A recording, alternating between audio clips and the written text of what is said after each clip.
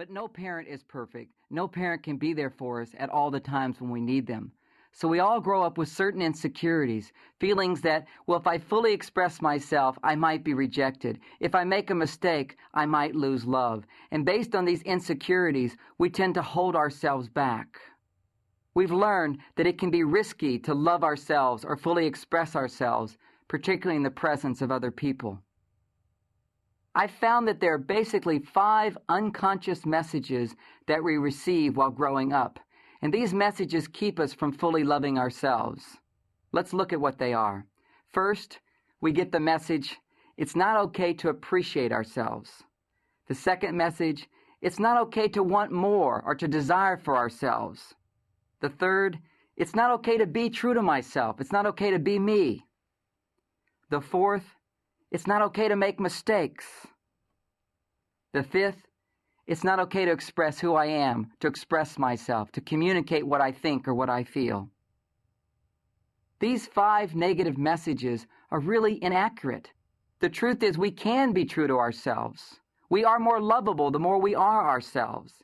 It's okay to make mistakes. That's the only way we can learn is through correcting our mistakes. It's okay to want for yourself. It's okay to desire for yourself. And as you learn it's okay to desire for yourself, then you make it okay for other people to desire for themselves. That's what makes us more giving. And it's okay to appreciate ourselves, because if we can't love ourselves first, how can we let in other people's love? They may compliment us, but we say, oh, it was just luck, or oh, I bought it at a garage sale. We put ourselves down. Let's look at these 5 negative messages and turn them around into positive messages. Positive messages that we can start today giving to ourselves. The first positive message is, it's okay to appreciate yourself. Ever since you were young, you were taught it's not okay to love yourself. You learned that to appreciate yourself is being egotistical. It's vanity, and vanity is not good. I still remember when I first heard the word vanity. It didn't make sense to me. I'd been spending time in front of the mirror combing my hair, and on that day I was basically thinking how handsome I was, and I kept combing my hair, just enamored with how handsome I was, and I was just a little boy. And I remember coming out of the bathroom and my mother saying, "Where have you been?" I said, "I was in the bathroom." She says, "Well, what have you been doing for all this time?" I said, "Combing my hair." And she said, "You've been combing your hair for 30 minutes? I went, "Yeah." With such innocence, she went, "What, you're not supposed to do that. You shouldn't do that. That's vanity." And I remember walking around for days, what's vanity? It was so confusing for me to get that message. It's not okay to love myself, because it's perfectly normal and natural to feel good about ourselves. In our society, we learn that when you love yourself openly, others might accuse you of egotism and conceit, and they'll reject you. And certainly, when we feel insecure and based upon an insecurity that we're not good enough, and we pump ourselves up to be better than others, we will be rejected. But innocent self-love is the most attractive quality in a person. In an attempt to get love, you learn to hide your self-love, and you may even get in the habit of putting yourself down. Gradually, you begin to believe your own propaganda, and your self-love gets repressed and forgotten. The second positive message is, it's okay to desire for yourself. It's okay to want. It's okay to want more. Everybody wants more, and it's okay to want more.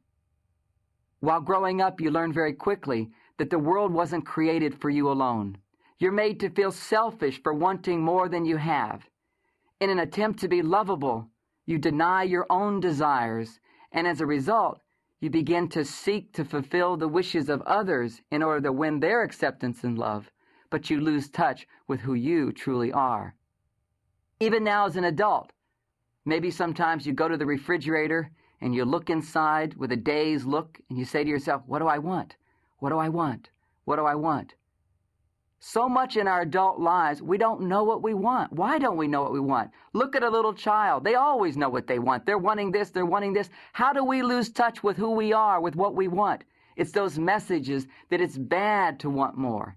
Children need positive messages that say it's okay to want more, and it's okay for this person to want what they want, so we have to negotiate. You can't have it all, but never to shame a child for wanting more. That's the nature of life. The third positive message we want to give to ourselves and to give to our children is it's okay to be yourself. You don't have to be somebody else. It's okay to be you. Children often get the message that in order to get love, they have to earn it. They have to do what you want them to do. And certainly that will get them love, but they need to find that they can be true to themselves and also be loved. If you experience love being turned on and off to you as a child, then you probably decided that your worth and your goodness depended upon your ability to please others. Certainly as children, we want to please others, but at those times when we don't please others and we get the message that we're unlovable, that's where our self-esteem starts to drop. That's where we start to feel that if I'm true to myself, if I am who I am, I won't be loved. And so gradually we stop being authentic. When we don't feel secure that we are loved, and we begin to seek to please others to get love, then our self-esteem becomes something which is based on how much we're able to please others. The fourth positive message we need to give to ourselves is it's okay to make mistakes. Every child quickly catches on to the reality of conditional love. When we're right, we win. When we're right, we get love. And when we're wrong and make mistakes, we lose love. At the other extreme is the child whose parents attempted to bestow on him or her unconditional love. Perhaps when you misbehaved or performed poorly, your parents pretended everything was fine. As a result, you unconsciously sensed their disapproval, but never had an opportunity to be forgiven for your mistakes. In both cases, whether your parents are giving and pulling love back and forth, or they're always giving you love, you get the message that if you're not perfect, you don't get love and you don't get approval. The secret is to not withhold love from your children, and when they make mistakes, forgive them. That's the whole key. Both sides. Children need to know that if they do well, they're going to get love, and if they make mistakes, they'll be forgiven, and the love will still be available. When love is dished out only when we're perfect, we begin to mistrust love. We begin to protect ourselves. We begin to deny our need for love even. And we also begin to reject the approval of others as well as fear the disapproval of others. The fifth message is it's okay to express yourself. The result of your need to please your parents and peers is that you lose your spontaneous self-expression. One part of you wants to express itself, but another part of you wants love and acceptance. That part of you that needs love and acceptance will willingly sacrifice itself in order to get love. So to get love, we give up who we are. But in getting love, we get the message that if they really knew who I was, they wouldn't love me. So even though others may love and accept us, deep inside, we don't feel loved. This happens a lot with actors and performers and singers. They put on a show, they entertain, they get a lot of love for that show, but they know deep inside, that's not me. And so they feel even more insecure that they're not being loved. All of this conditioning to not be yourself in order to get love has an unfortunate result. When others express their love for you, a little voice inside says, yeah, sure, they wouldn't say that if they really knew me. You try hard to please others, knowing all along that the real you isn't coming out. And this prevents you from feeling really good about the love you do receive. In our attempt to find love through pleasing others, quite commonly we adopt various behavioral strategies designed to win the approval and love we need. These strategies become like roles we play. Some of them are conscious, others are unconscious. Let's explore 12 common roles and see which ones you most relate to.